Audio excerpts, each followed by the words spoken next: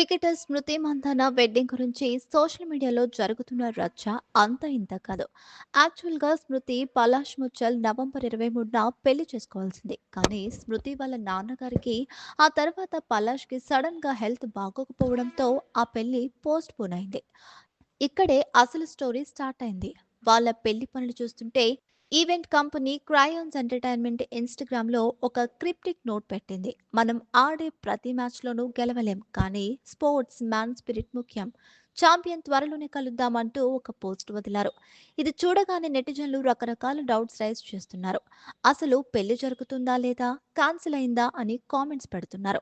దీనికి తోడు స్మృతి తన వెడ్డింగ్ ఫోటోస్ అన్ని డిలీట్ చేయడం. ఆ తర్వాత ఇద్దరు తమ బయోలో దిష్టి ఎమోజీ పెట్టుకోవడం ఇంకా కన్ఫ్యూజన్ క్రియేట్ చేసింది. ప్రస్తుతానికి ఫ్యామిలీ మెంబర్స్ మాత్రం ఇది కేవలం హెల్త్ ఇష్యూస్ వల్లే వాయిదా పడిందని క్లారిటీ ఇచ్చారు. కానీ సోషల్ మీడియాలో మాత్రం రూమర్స్ ఆగట్లేదు. చూద్దాం నెక్స్ట్ ఏం జరుగుతుందో.